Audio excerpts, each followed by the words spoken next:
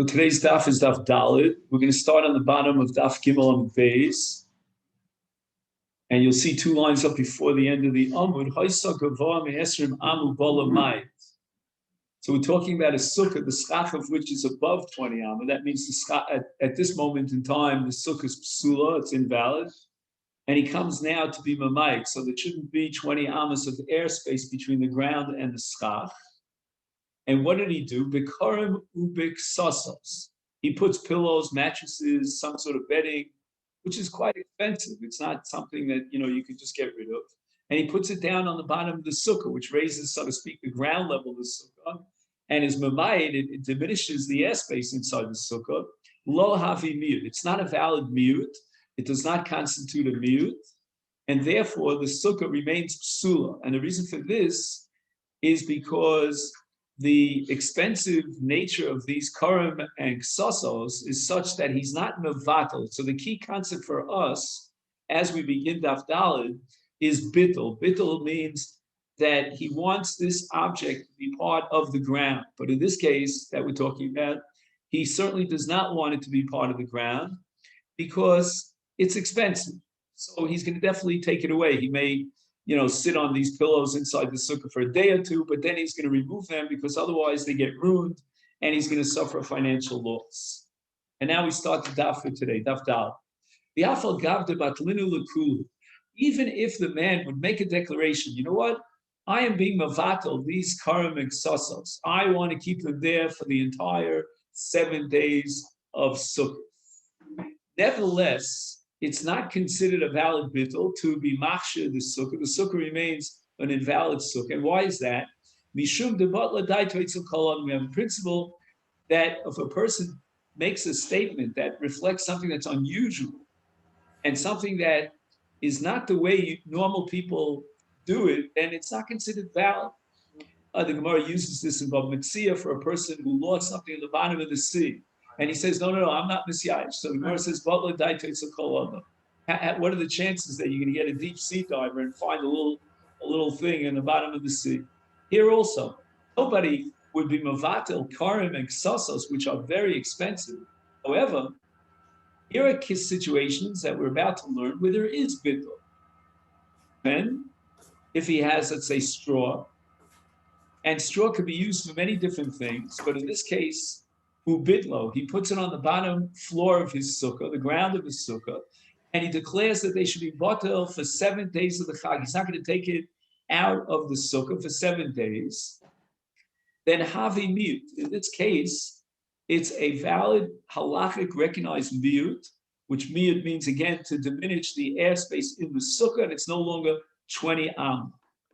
And the reason for this, which is explained in the Rishonim, is because even though he could use this teven, even after people step on it and stomp on it and sit on it, he can still use it as fuel, or maybe he could add different liquids and make it into concrete. But nevertheless, it's not unusual for a person to declare that this teven should be part of the karka, part of the ground, and it's no longer edible for animals. It has other uses, but he wants to keep it there, and that's called a valid bit. And Rashi emphasizes here that he made this declaration, a verbal declaration, that he wants to leave the teven there on the bottom of his sukkah. The Kolshkein, the Gemara says, if you want to find a scenario where bittul is even more obvious, that's going to be afar ubittul. Afar is really something that you use as landfill. It's soil. And it's absolutely normal that if you want to raise the ground level for whatever reason, there may be 1,000,001 reasons, then you're mavatel the offer. And he made a declaration that the offer, the soil should be batel. It becomes part of the ritzpah. And now it's batel to the karka. And therefore, it's a valid miut. It's machshir the sukkah because there's now less than 20 yamas between the floor of the sukkah and the schach on top. However, these cases of teven and offer are cases where he declared bittul. What about the following scenario? Teven, the ein asid lefanosa. We know that he doesn't have any intention during this course of the sukkahs, the chag of sukkahs, to take away the teven, this this animal fodder, which we could call it, what do we call it in English, Tevin? Straw, right? So he has no intention of taking it away, but he did not declare bittul. Or a case of ofar stam, we don't know it one way or the other whether he wants to keep this dirt there on a permanent basis. Machlokes Rabbi Yossi Rabbanan. Here we're going to get into a machlokes between Rabbi Yossi Rabbanan, where the Rabbanan insist that you have to make a verbal declaration, otherwise it's not batel. And Rabbi Yossi has an expanded definition of bittul, in which if we know what he's thinking and we can figure out from circumstantial evidence that he wants to keep it there for the whole Chag, then that constitutes bittul according to Rabbi Yossi, even in the absence of an official declaration of bittul. Where is this machlokes between Rabbi Yossi and Rabbanan? So let me just introduce it. There's a parsha in the Torah, in Parshas Succa, Sefer Bamidbar, called Tumas Ohel. Tumas Ohel reflects itself in three different ways. Number one, if you have a corpse inside a tent, then number one, any person who is mahil, which means he goes over the top of the tent. This is a problem, by the way, for Kohanim who are traveling in airplanes and they go over cemeteries, but in any event, we're not going to get into that. Or, for example, let's say he has a keli, some sort of utensil, and it's mahil, it goes over the oil. That's one way of contracting tumas oil. Then we have a second category. That's a person or a utensil that's underneath the ohel, underneath the voice is not coming. I'm sorry, I can't. That's not my fault. That you have to fix your technology. We hear you. Yeah, there's no problem on my side. It's on your side. So if you want, you can call me on the phone and I will put you on speakerphone so you can hear my voice. I don't know if you heard me. Now, the second way of tumas ohel is not when you're on top of the mess, on top of the ohel, but you're underneath the mess. And the third way of contracting tumas ohel in mess is where you or your kalim are together under the same roof, under the same ohel, with tuma, with a corpse. So those are the three methods: on top, below, or anywhere under the same ohel. However, here the halacha makes a very important distinction. That there's one case in which the ohel is chotzeitz b'fnei atuma, which means that it serves as a separation, and the tumah of the corpse will not penetrate above the roof. And what is that case? That's a case which is called ein chalal gova tefach. Means that between the mess and the roof of this ohel, there's less than one tefach. A tefach is a fistful. Now, there are different dinim here that apply. One din, which is called halacha l'Moshe b'Sinai, is called tuma ritzutza. Okay, so if you have an ohel, and it could possibly, under certain circumstances, serve as a chatzitza, which means it wedges and separates as a barrier between the tumah inside the ohel and a person or a kli on top of the ohel. That's called an ohel hachotzeitz. That applies in the case of an ohel. What do I mean by an ohel? An ohel is a tent that has airspace in it, as opposed to a tent which is kind of flat and it doesn't have the airspace of a tefach. Now, if there's a tefach, then we call it ohel hachotzeitz. If there's no tefach, then it's called tuma ritzutza. And this is halacha l'Moshe b'Sinai, that tuma ritzutza goes all the way up to the sky. So what we have to determine in any case of an ohel is whether or not inside the ohel there's an airspace above the corpse of a what's called a tefach, a halal tefach. Now, if there's no halal tefach, then you have both a chumrah and a kula. The chumrah is that now it becomes tumah ritzutza, and it goes all the way up to shamayim. On the other hand, the kula is that the tumah does not spread throughout the oil. So you can have a keli or a person that's inside the same oil as a mess, but if there's no halal tefach inside the oil, they remain tar. And that's because it doesn't have the status of an oil. So the status of an oil works in two directions. L'chumra, in that it spreads throughout the oil, and anything inside the oil sharing the space of the oil becomes tameh. But l'kula is that the top dag. Rabbi Berzon, we cannot hear you. Okay, I'm going to have to shut her off. Rabbi Berzon, we cannot hear you. There's no voice whatsoever. There's no voice whatsoever coming through. I don't know what to do, Rabbi. I really apologize. I didn't have this problem in the past. It's just a brand new problem. And I don't even know. The only thing I could do is try to. I don't have the time for that. We have a tremendous job here in front of us in such a short amount of time.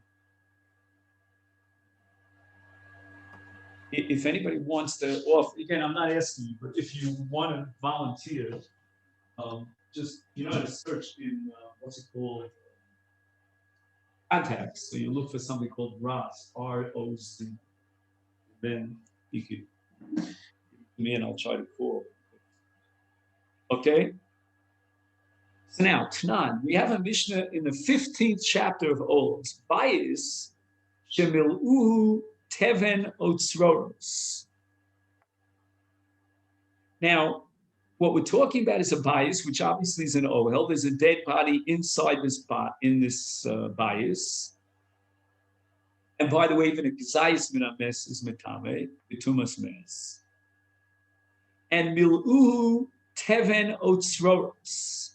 He fills up the entire airspace inside this oil from the bottom where the mess is all the way to the top of the oil with straw or with small pebbles. Ubitla. This is a reflection of the Shita of the Chacham. He has to make an absolute verbal declaration that I am being mevatel, meaning I am going to leave this teven. Is there any way to get the voice, Rabbi Berzon? Yeah, I can't deal with. Roseanne? No. I see Roseanne. Yeah, okay.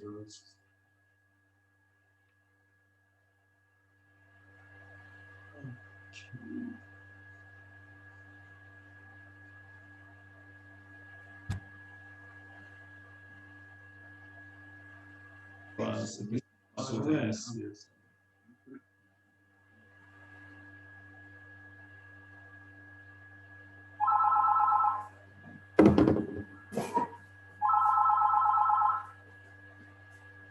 Hello? Raz, I'm in the middle of the shir, so I'm going to ask you. You get the voice? No, the problem is on your end. It's not on my end. You have to fix your technology. But I've been disturbed in the middle of the shir, which I'm very pressured to finish the shir in the time that allowed. 3 times I was disturbed in the middle of the shir. I promise you, Raz, it's on your computer. I have never had a problem. I have never had a problem with any other person. Okay, then? Check it out. Okay. If you want, you can listen to the shir on the phone. I can leave the phone on.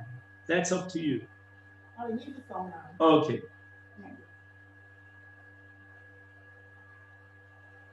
So now we're going with the Shitas Chachamim, and that is that you have to be mavatel and make a declaration that you want the straw and the stones to be there on a permanent basis, and then it's mevutal. Now what you did was you diminished the airspace inside the ohel, and you made it into tumah ritzutza, which means that now the tumah will go all the way up to shamayim, but on the other hand, it will not spread within the oil. So the Gemara is medayik from the lashon of the Chacham in the Mishnah, bitlo in, lo bitlo lo. Only if he makes an explicit declaration, then is it batel. But if he didn't make a declaration, then as far as we're concerned, it's as if he had taken away all this stuff, this teven and the tzroros, and therefore you have in the oil a halal tefach, and therefore the tumah will spread one way and the other way within the oil. It will not go up to shamayim. It's not tumah tzrutza. Betani Allah. But we learned in a brisa that Rabbi Yossi Omer, Rabbi Yossi disagrees, and he holds that teven, the ain asid lefanoso, if he doesn't have any intention of taking away the teven, he did not make an official bittul, harehu ke'ofar. It has the same din as offer. Stam, offer, even if he didn't think one way or the other whether he's going to take it away or not, is considered batel. Why? Because offer has no other purpose other than as a floor to this bias. So now, according to Rabbi Yossi, we have a case of Tumah Ritzutza, and we're going to be Memayit the Halal of the Ohel, because number one, it's Teven She'ein Asid L'fanoso, or number two, it's Offer Stam. And in both these cases, Rabbi Yossi says it's considered Bata. Offer the Asid L'fanoso, however, let's say, for example, he uses this landfill inside the Ohel, but he has a full intention to transport it elsewhere. He needs it for another purpose. Hareu Kistam Teven. That's like the case of Teven of straw, where he didn't make a decision that he's leaving it there below Bata. So it comes out the following, that Teven, in a case where you mevatel it, or Ofar, and you mevatel it, everybody, even the Chachamim agree that that's called bittul. If you have Teven or Ofar, and his intention is to take it away, then it's not Bata. Teven Stam, also, everybody agrees is not Bata. The machlokes here between Rabbi Yossi and the Chachamim in the following two cases. Number one, he has Teven. He wasn't mevatel it explicitly, but he has no intention of taking it away. Or in the case of Ofar Stam, and he has no intention of taking it away, but he was not mevatel, Rabbi Yossi says it's Bata. Because since he has no intention of taking it away, or in the case of Ofar Stam, most people would not take it away, it's Bata. And therefore becomes Tumah Ritzutza. And there's no Tumas Oel going to the left or to the right. According to Rachamim, it's not Bata until he makes a declaration that it's Bata. And this machlokas now is going to apply to a sukkah that has schach that's 20 amas high. If you hold like Rabbi Yossi, then if he made a decision that whatever he put onto the floor of the sukkah, for example, teven, sroros that he put there, and he has no intention of taking it away, it's ein asid l'fanosa, then it's considered batel. He has successfully been memayit and diminished the size, the airspace, and therefore the sukkah is ksheira. The same thing will apply according to Rabbi Yossi and Ofar Stam. But in those cases, the Rabbanan would say the sukkah remains psula. There is no mute because he did not make an official, explicit declaration of it.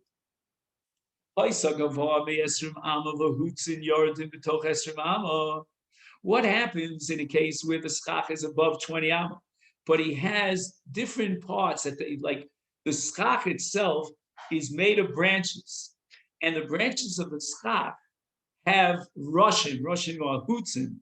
Those are the top part of the branch, and they stick out and they dip below esrim amma. Can we use those hutzim as schach? And the Gemara makes the following distinction. Imagine if there was no schach, but there's enough hutzim of these the pointed areas, the ends of the branches of the schach, that those branches themselves will supply the schach with the sukkah with tzel somarub sumachamsa, with a majority of tzel kshera. Then forget about the schach that's above esrim amma. Let's be machshir the sukkah just based on the hutzim, v'im lav. But if there are very few hutzim that are coming down, a point here and a point there that stick down from the branches, but it's not enough to establish schach into of itself because it's not sel sabarubsam v'chamsa. On the other hand, it's chamsa barubsam. There's more sunlight than shade. It's psula. Because in this case, we consider it as if the hutzim are not there at all. They have no significance, and we completely null and void them. Now we have a sukkah that's 10 tfachim high. That means it's a sukkah kshera. However, hutzim yardin l'toch asar. But now, from the schach, there are pointed ends of branches that come down into the sukkah. And if we view that as part of the schach, then that's going to be memayit that will diminish the Asarat Tvachim of Halal, of airspace in the Sukkah, is Savra Abai L'Meimar, Im Chamsa Merubsa Mitzelsa Kshera. Let's take a look at these hutzim. Are they schach or are they not schach?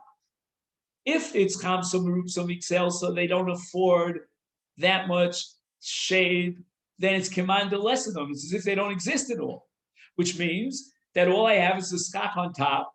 It's sort of like decorations. You put decorations in your sukkah. That's not going to passel the sukkah. The sukkah is now kshera. It's got 10 tefachim. And Abaye is building himself on the previous halacha that if it's chamsa merupsa mitzel, so those chutzim are non-existent. And if they're non-existent, then I have a full asara tefachim from the floor of my sukkah until the schach. Amalei Rav says you're missing another point.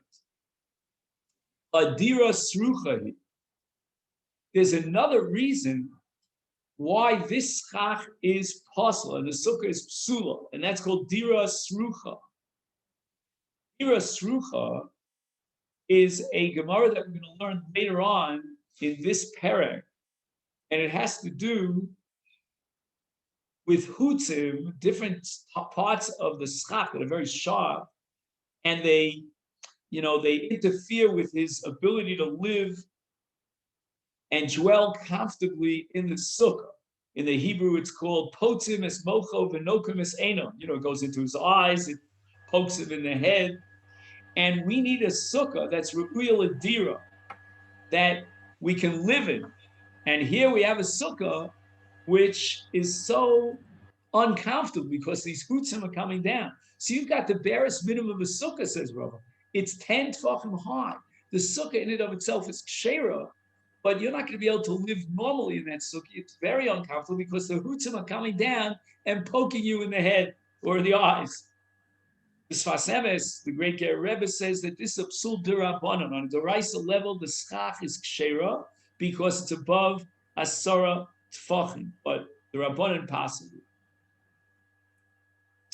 And hadira srucha v'yein adam dar b'dira srucha. A person doesn't usually live in a place which is so uncomfortable and he gets poked in the head.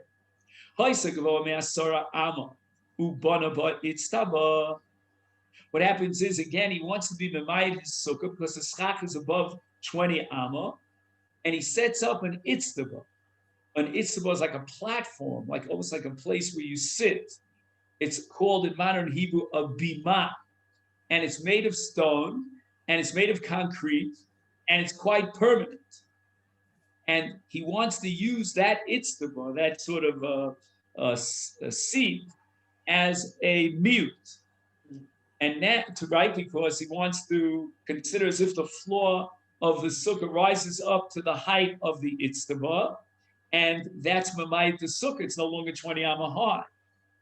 And the Gemara says it depends. Keneged dofen ha'emtsai al pnei kula. Let's say you walk into a sukkah. You've got a dofen on your right, a dofen on your left, and a dofen in front of you. If he sets up this itztaba, kind of a seat, that goes from one side to the other, complete, and it's flat up against the wall in front of him, then it's memayit. And here the chiddush is that it's memayit even in terms of someone who is sitting outside the itztaba. And that's based on a sugya, which we'll get to later on at Daf Yutes, called pisol. Pisol means that if you have sukkah with schach kosher, but the schach extends beyond the 4 defanos, then it's an extension of the schach. So we can extend the sukkah because we have schach kosher above the itztaba, because the itztaba is memayit, and now we can even sit in the sukkah beyond the itztaba. However, bin atzad, let's say he puts the itztaba on one of the sides, right? We were talking about where it was flat up against the wall as you enter into the sukkah, but now he puts it on one of the sides. In yesh misvas itztaba lakosel arba amas psula, the itztaba itself is only made up of 2 dofanos. So unless it was flat up against the dofen, and then we could create one dofen where the itztaba hits the wall, and then the 2 dofanos on the right and the left, and the itzba itself has the size of a minimum sukkah. It's sheva tvachim by sheva tvachim. But here in this case, it's only on one side of the sukkah, so the itzba is flat up against the side. And in this case, you cannot extend the itzba all the way to the kosa. And therefore, it is not surrounded by 3 defanos. And if it's not surrounded by 3 defanos, it's not a sukkah kshera. However, if the distance between the itzba and the wall, let's say, for example, I walk in, that wall is going to be the wall that's directly, as I say, bullseye against the entrance to the sukkah, right? And I build an itzba that's on the side, correct? So that itzba is now separated from the other dofen, but it's separated by less than 4 amos. And this, my friends, is one of the most gigantic sugyas in Masechet Succa, which we will get to, which is called dofen akuma. You're all familiar with that term, dofen akuma. And basically what dofen akuma allows me to do, it allows me to see as if the schach that's puzzle is part of my dofen. And instead of seeing it as schach, it's really dofen. So the dofen curves over. So if I have schach puzzle over here on top, the dofen itself curves, and the schach is considered part of the dofen. And here in this case of an itzba, since the distance between the end of the itzba and the dofen, which means the dofen on the left side is less than 4 amos, then we can take the schach that's on the left side of the itzba, if you follow what I mean, which is now above 20 amos, and we could see it as an extension of the dofen. You have to, if we had time, I would show you a diagram. I have it here in the Masechet. But basically, again, if you're talking about, the itzba is flat up against this wall, but it doesn't go, right? I'm sorry. If the itzba is sticking out here, right, it's against this wall, and now I have a problem because the schach above this part of the itzba is 20 amos high, right? Because there's nothing above the ground on this side of the itzba. So what I'm able to do through the principle halacha moshe b'sinai of dofen akuma is I'm able to see that the schach above that area that has no itzba is part of the dofen. The dofen curves upwards and swallows the schach. So the Gemara asks Maika Mashmon, why did you need to tell me this chiddush? Yeah, I'm reading dofen akuma. Nina, we have a Mishnah later on in Daf Yud Zayin that formulates the halacha of dofen akuma. And what does it say there? Bias. A bias share. Now we're talking about a bias that has a ceiling that goes across the entire top of the bias, v'nifchas. And now part of the gag, of the roof of the bias, broke. And now there's a distance between the 2 defanos. And it's almost as if there's a skylight, like there's a window in the top of your roof. And sichech al gabov, it's kind of like, you have ever seen these like Lubavitcher sukkahs, on wheels, where they open it up in the top. It's like a convertible, they put the schach on top. Well, you might see it if you go into Tiyul, people during sukkahs will carry around that kind of schach. He says that sichech al gabov im yesh min hakosel li sichuch arba amos psula. If the distance between the walls of the house and the schach that's sitting on this window in the roof is more than 4 amos psula. However, the implication is pachos mikan. If the distance between the walls of the sukkah and the schach, which is sitting on this so-called window on top of your house, is less than 4 amos kshera. Why? Because we look at the wall, the floor. We look at the ceiling on both sides as an extension of the defanos. Why? Because the distance here is less than 4 amos. You can apply dofen akuma such that now the wall curves over, and it's if what you have here is basically a dofen, not schach. So the Gemara says, I still need this chiddush. The time I would have said chasam in the case of a bias There you could be machshir a sukkah and the schach of the sukkah by applying the rule of dofen akuma. Why? The chazya lidofen, because the kotzel of the bias could actually function as a dofen of a sukkah, because it's not 20 amas high. The only chisaron is that it's separated at a distance from the schach. And now we can apply the principle of dofen akuma to, so to speak, be makarev the dofen to the schach. Aval hacha, but here in the case where you started with a sukkah that was above esrim amma, and then you built an itztaba, right, this seat, and you put it on the side of your sukkah, that initially it could not be a dofen. Why? Because it's above esrim amma. I might think, lo, in such a case, there's no halacha Moshe Sinai of dofen akuma, so I can't use the itztaba, and through the itztaba create dofen akuma when the itztaba doesn't reach the kosel on the side. Kamash malan, that's what the Gemara wants to teach me, that even in this case, we apply the principle of dofen akuma, even when the original kosel was not able to serve as a dofen of a sukkah because it's above esrim. Once again, let's say he builds this itztaba in the middle of his sukkah, and it's separated from each dofen on each side. It's mamish in the middle of his sukkah. In yesh misfas itztaba dofen arba amas l'chol ruach uruach psula, v'pachas me'arba amas kshera. We'll start with the second case. Let's say I would measure the distance between the itztaba that's in the middle of the sukkah and each of the three defanos in three different directions, and I find that it's less than arba amos. Then I can apply dofen akuma to each one of the defanos, curving them as it were, to cover this area that's less than 4 amos, and then he's left with the schach, and he's got the schach that he needs for a kosher sukkah. My kamashma, what's the chiddush here? The Amrina and Dofen Akuma, you're telling me that we say Dofen Akuma, I know hach, we've already established Dofen Akuma in the case of the Itztaba.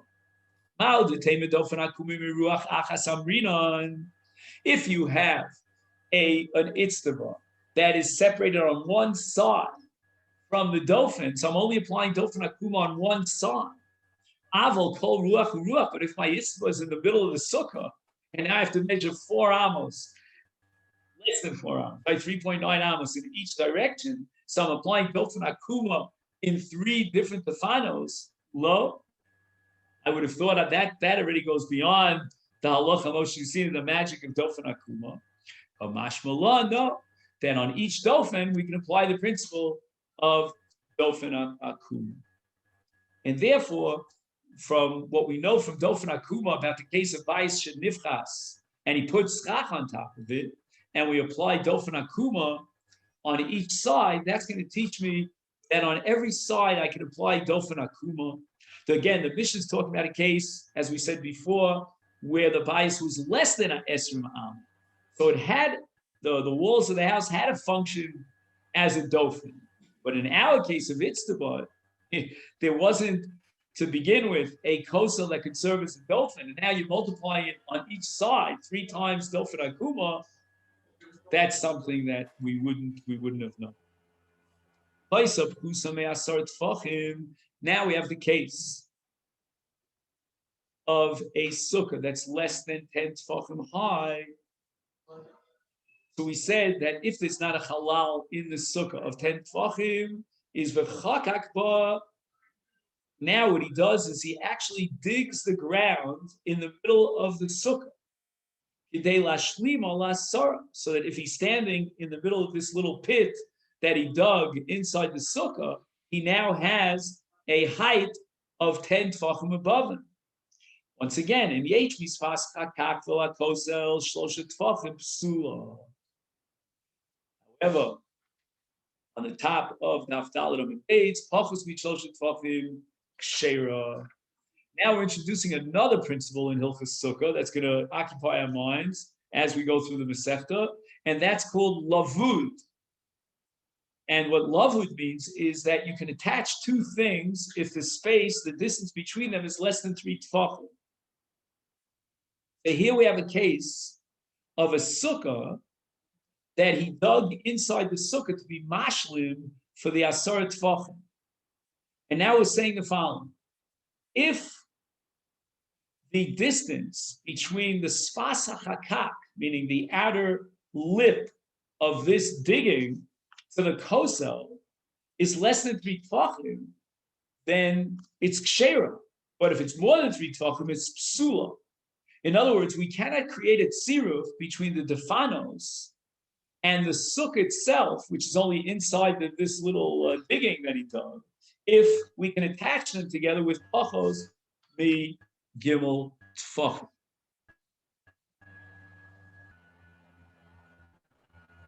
So now we're on the top of Daf Dalid Amid Beis.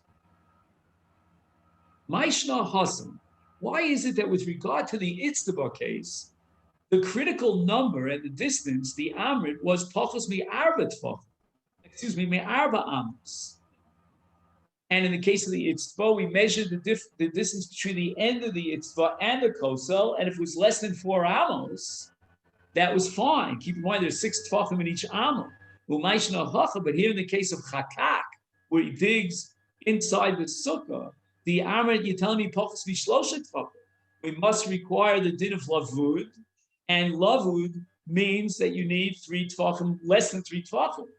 Why not apply the principle of dofen akuma? We've already established that dofen akuma operates up to 4 amos.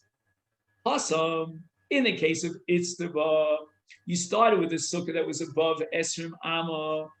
The Isei Lidofen, it has a wall, a dofen, meaning the Dofnei HaSukkah, even though they travel and they extend in the height above Esrim Amma, but it still is a dofen.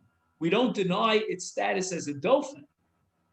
Every dofen, even a dofen that's above Esrim Amma, it's called legally a dofen, even though from the karka all the way up to the top of this dofen, it's more than 20 amma.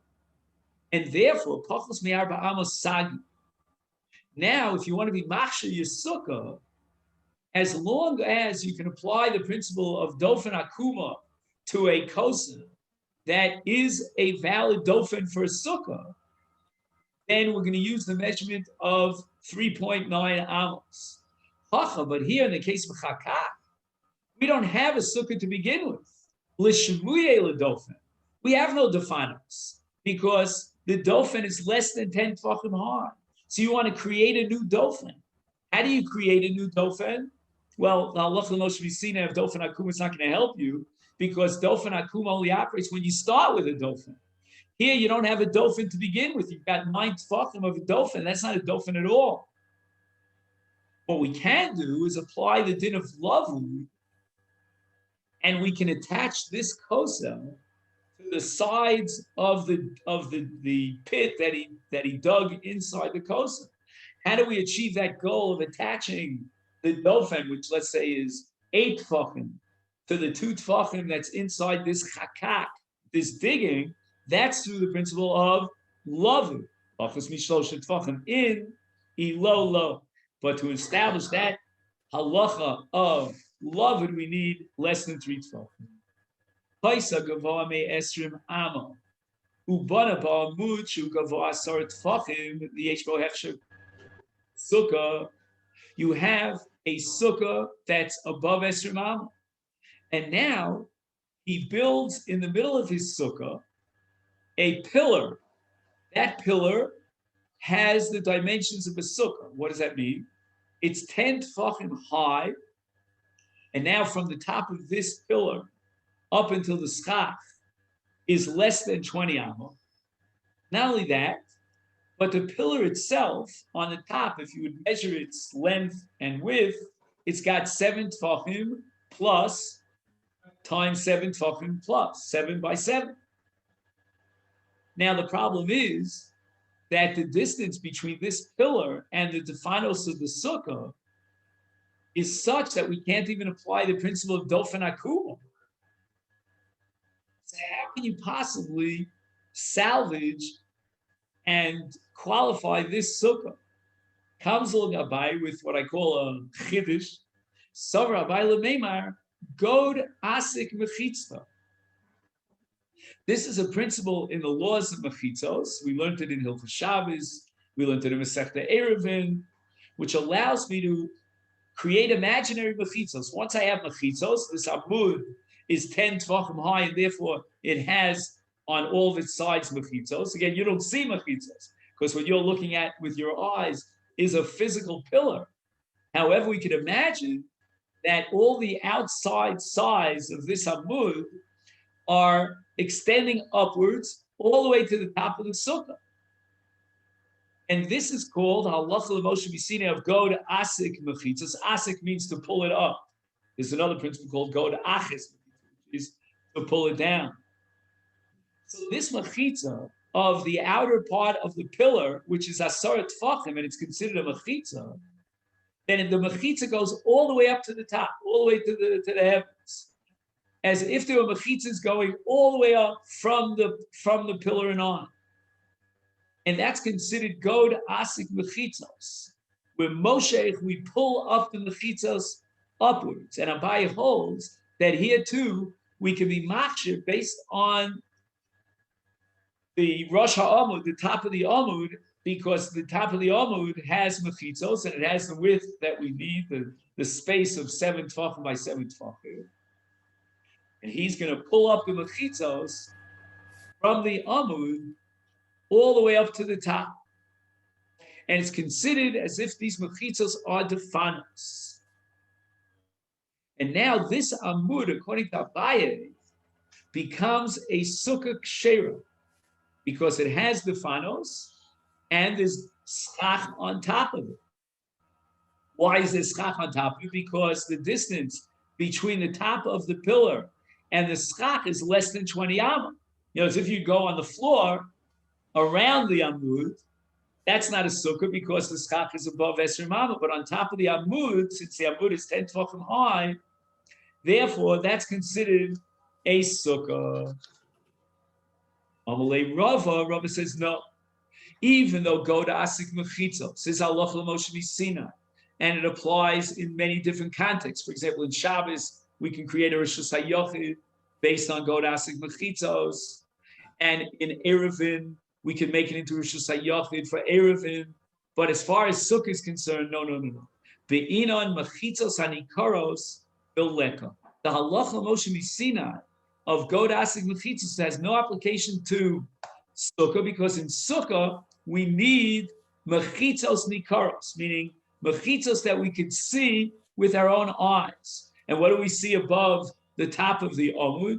Nothing. All we see is airspace. So there are no mechitzos nikaros. And that's the opinion of Rava, that we disqualify the principle of god achis mechitzos, god asik mechitzos, with regard to sukkah, because sukkah requires mechitzos anikaros. And perhaps the reason for that is that sukkah is made for tzel, and you can't get tzel from imaginary mechitzos.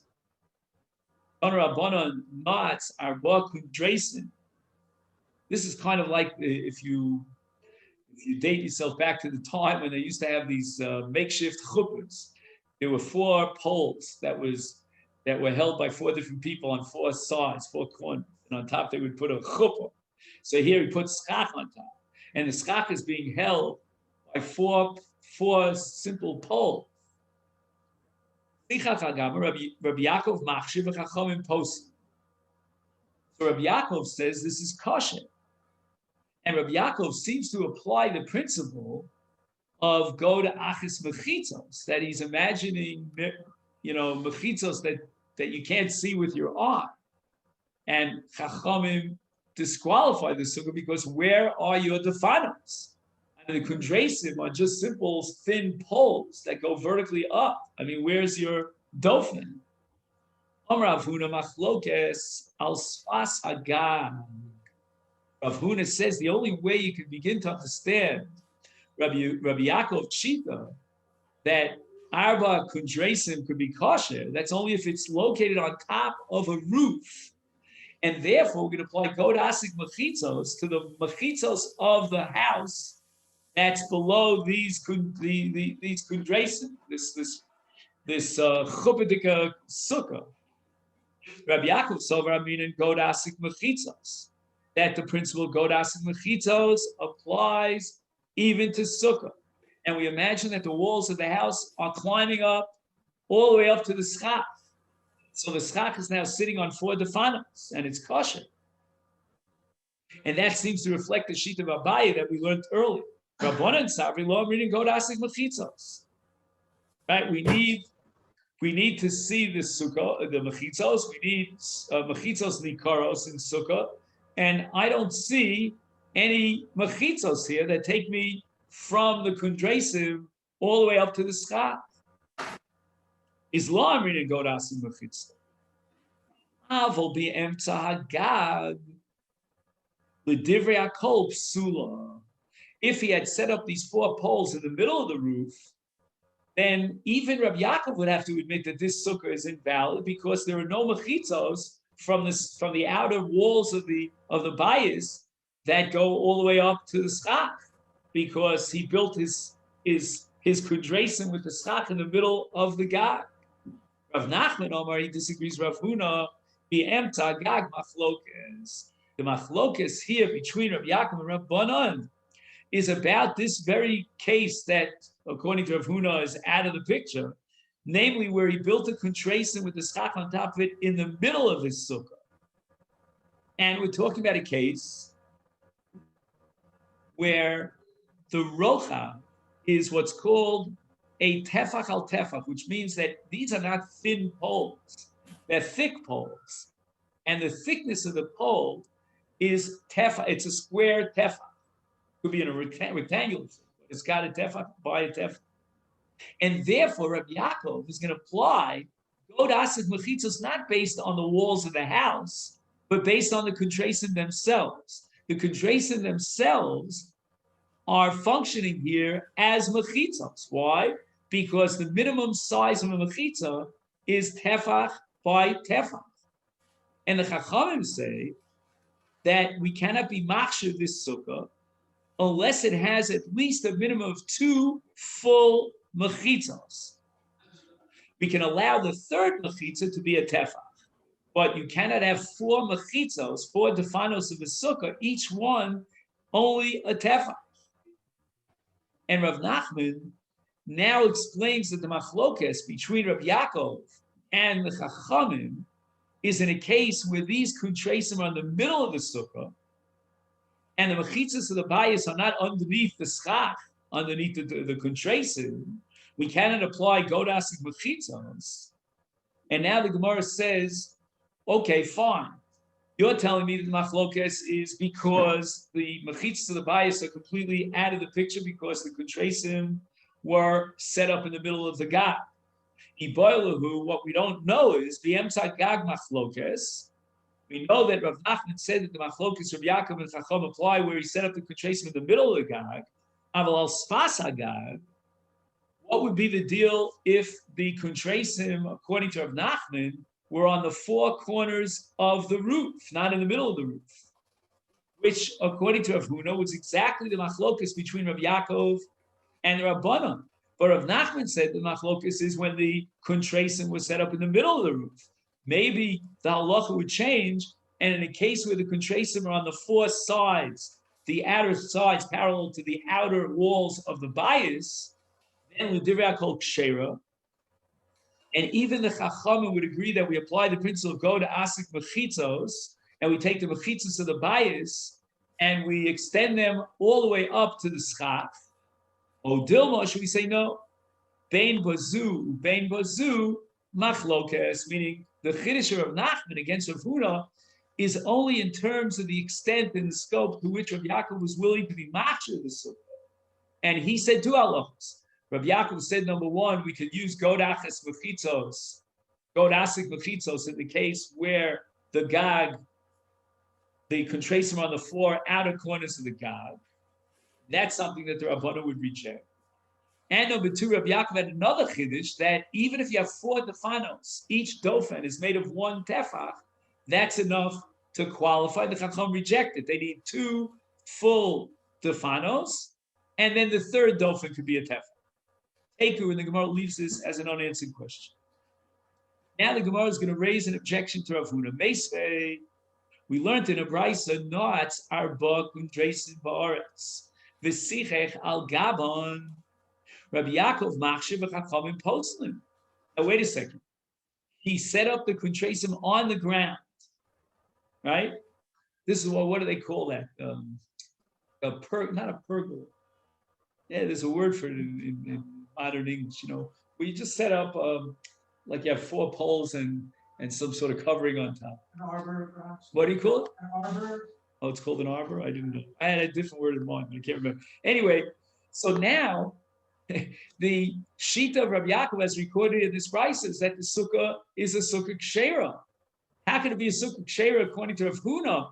Rav Huna says that the Chiddush of Rabbi Yaakov is that you can take the outer walls of the bias and extend them up to the sky.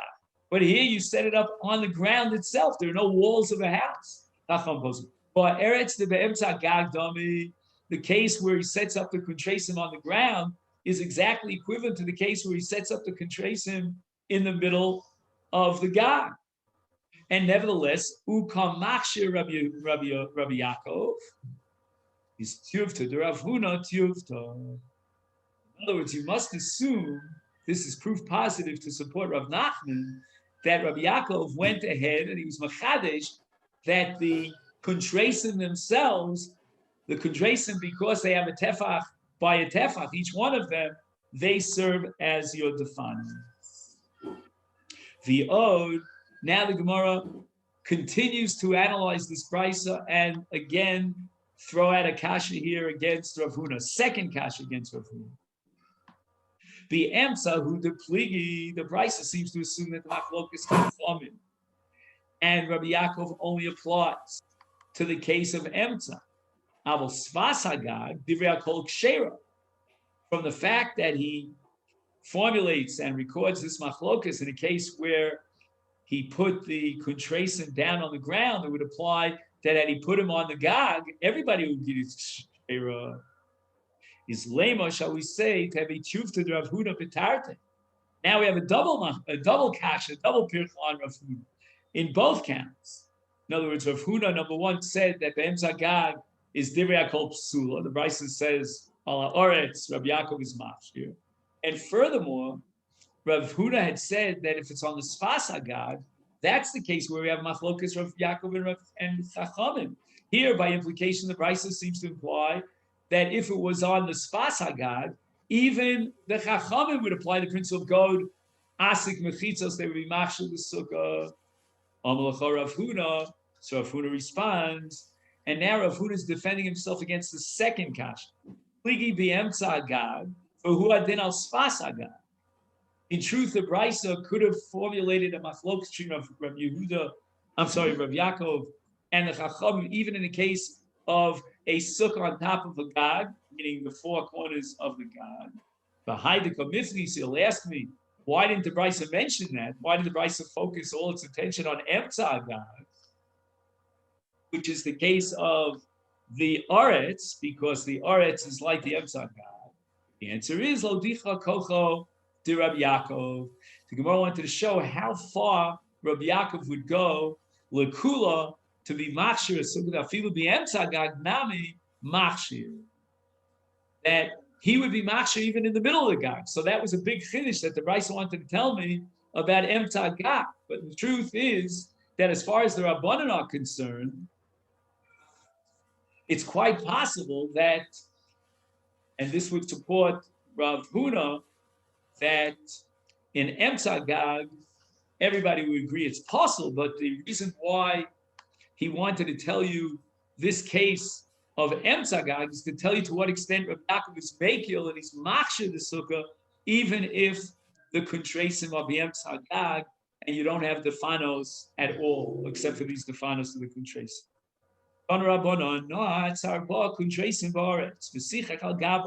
Rabbi Yaakov Omer Roim Kol She'ilu Yechakuku Yachloku.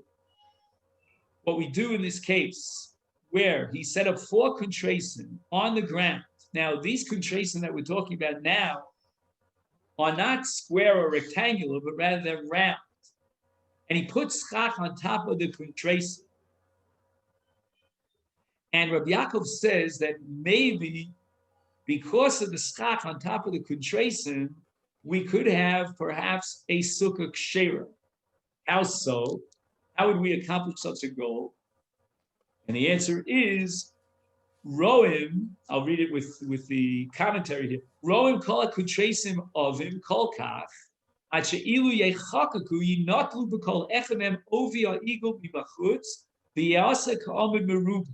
What we do is we imagine cutting out a square inside the circle. And if you can do such a thing, and you'll have a tefach by a tefach, then yicholku. Then we can imagine as if he's got one tefach by another tefach that we cut out from this circle. Again, it's an imaginary cutout. And yesh la tefach mikan mikan nidonim mishum diumad. Now, diumad is a sugya in Erev. What happens is that the Ole Regel, on their way up from wherever they came to Yerushalayim, they had to feed themselves and their animals from water, from wells. And the wells, because they were 10 tefachim deep, were a rishus hayachid. So how can we allow them to pull up the water, like with a pail, out into the outside of this well, when the outside of the well is a rishus harabim? So you'd be violating meleches hotzah. So Rabbanan made a takana called diumin, or in plural diumdin. Diumdin means you put up 4 poles that are made of like 2 defanos that look like this on 4 sides outside the well. And that area outside the well now becomes rishus hayachid. And what makes into rishus hayachid? The diumed. And the diumed is 10 tefachim high, and it's got a tefa, it's got an amma of width. He says the following, and I apologize about the time we were interfered with a few times, so I'm trying to fit it in as best as I can. He says that we learned in Erevin Osim Pasim Lebiros Arba Diumadim, and it means if there's Shusarabim with boros inside the Shusarabim, these boros are 10 tefachim deep, they have a status Shusayach, and therefore you would not be allowed to pull up the water from the bottom of the cistern onto the sfas of the bar. That would be Meleches Hotzah from Shusayach Shusarabim. The Rabbanu were matir that you set up 4 of these pasim Sviv Habar, and the pasim are considered Yumadim. They come at a 90-degree angle here, there, on all 4 sides of the bar. And Roem Ki'ilu Yesh Mechitza, we imagine mechitzos that go from one of the diumid to the other diumid and surround the bar on all 4 sides, making the bar into a bar b'rishus hayachid, so that now I can pull the water out from there. Now he says that in our case of kundisim, then it's like the diumadim of Erevin, and on each side there's a mechitza v'tefach, because we are able to cut out, so to speak, a tefach from the round shape of the kundesim, the imlav. But if the kundesim are not that wide, and therefore even if you'd cut it out, you would still be left with less than a tefach, ein nidon mishum diomed, it would not have the status of a diomed. And as far as mechitzas of sukkah is concerned, it cannot serve as a mechitza.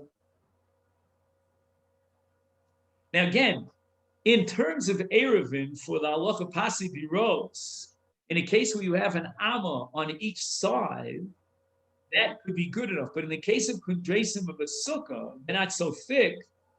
Rabbi Yaakov would only be machshir if you could cut out a tefach. Shohay Rabbi Yaakov Omer, Dumade sukkah tefach, the shear, the minimum shear for a dumad of a sukkah, so that dumad could serve as a dofen of a sukkah, is a tefach.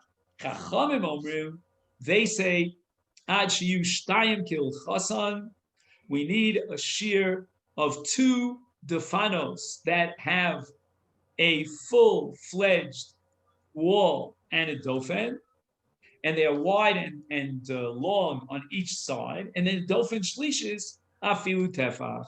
As long as the 3rd dofen has 1 tefach to it, that's the halacha Moshe Sinai, of the third dofen. And that would make it kosher for a sukkah. But you cannot be machshir a sukkah with less than 2 defanos and a third dofen, which could be a diumad. You can't create a sukkah out of 4 diumad.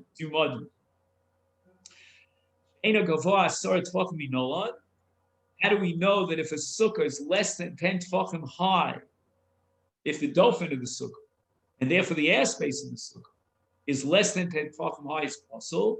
Itmar, we learned Rav, Rabbi Chanina, Rabbi Yochanan, Rabbi Chaviva Masnu, they all learned the following halacha, and you should know, says the Gemara, that in Seder Moed, B'kulu Seder Moed, Kolki Hai Zuga, whenever it's these 4 Amoraim together, then Chalufe Rabbi Yochanan, Amaili Rabbi Yonasan, take out the name of Yochanan, and instead put in the name of Yonasan.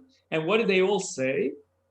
They're going to prove that a sukkah has to have the height, the minimum height of Asor Tfach. They're going to prove it from the Aron and the Kapores that covered the Aron. And then, if it's Hashem, we'll cover tomorrow. So, Blinetta, tomorrow we'll start with Aron Tisha here on the bottom of Daf Dalid Amid Beis. Ken, wishing you a great day.